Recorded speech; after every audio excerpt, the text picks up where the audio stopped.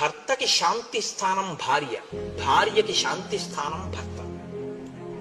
బయట ఎన్ని ఇబ్బందులు కలగనివ్వండి, భార్య సంతోషంగా పలకరిస్తే ఆయన సంతోషిస్తాడు. ఆవిడ ఎంత దరిద్రంలో ఉండనివ్వండి, ఎంతమంది ఏమననివ్వండి, భర్త ఒక్కడు గుండెల్లో పెట్టుకున్నాడు అనుకోండి చాలు సంతోషంగా. దీనికి ఒక మాట చెప్తుంటారు పెద్దలు, సముద్రం లోపలికి వెళ్లి జాలరులో 6 నెలలకోసారి ముత్యాలన్నీ ఏరి జాగ్రత్తగా పట్టుకొచ్చి భార్యల మెళ్లల్లో వేసేవారట. ఒక జాలరి వెళ్లేవాడు కాదుట. ఆ ఒడ్డున ఉన్నటువంటి నత్తగుల్లలన్నీ ఏరి, శంఖాలు ఏరి, గండలు గుచ్చి భార్య మెళ్ళ వేశాడు. ఇన్ని నగలు వేసినటువంటి వాళ్ళకన్నా నత్తగుల్లలను శంఖాలు వేసుకున్నటువంటి ఈవిడలో ఎక్కువ తేజస్సుండేట. ఎందుకని అడిగారట. రోజు మా ఆయనకి నేను ఎదురుగుండా ఉండి కనపడి నా ముఖం చూస్తే ఆయన సంతోషిస్తారు. ఇంతకన్నా ఏం కావాలి? 6 నెలలు సముద్రంలోకి వెళ్ళి తెచ్చిన ముత్యాలు వేసుకుంటేనే తృప్త.